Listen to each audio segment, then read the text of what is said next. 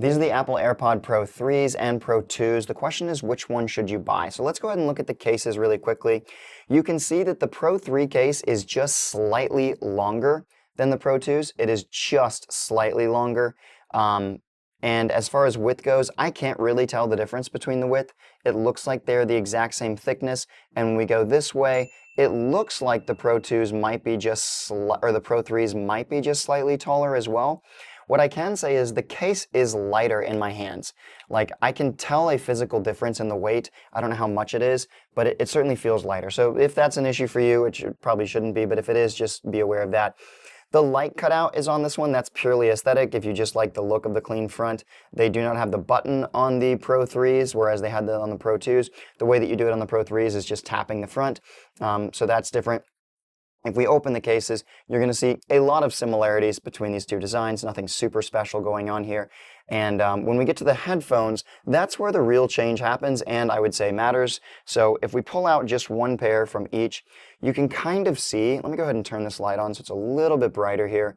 You can kind of see how they changed the design. I'm going to try and hold these as flat as possible. It is a little bit difficult to tell just from a two-dimensional experience, but they really did change the design of these headphones.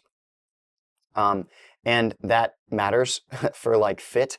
So my issue with the Pro 2s is that they continue to slide out of my ears, whether that is a tip issue or whether that is an actual angle of entry issue. I'm not really sure, but what I can say is at this point, the Pro 3s do not have that issue for me. And what I will say is it might be because they give us a little more variety in the tip sizes. They give us 5 different tips for the Pro 3s, and they only give us 4 or 3 for the Pro 2s.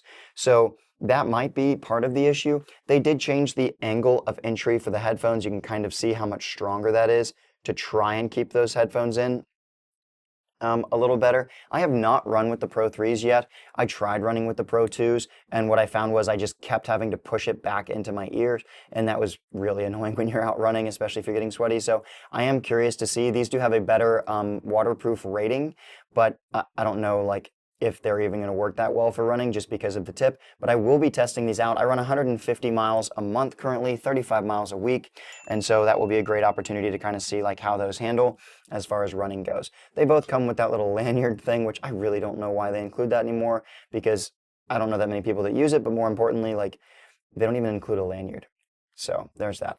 What I will say is as far as noise canceling goes, they are almost indistinguishable. Apple says these are twice as much noise canceling, but I have not found that to be true. And if it came down to decisions, there's 2 main things that I would consider. I really wouldn't worry about the heart rate monitor in these. Maybe that's nice if you're someone that really cares about that. My main things would be whether or not they keep sliding out of your ears. If that hasn't been a problem with the Pro 2s for you, then I would say the Pro 2s are more than good enough and you could get them for a great price. If that is an issue for you, then I do think the Pro 3s are just worth it because you don't have to have them keep sliding out of your ears at this point. But maybe time will prove me wrong.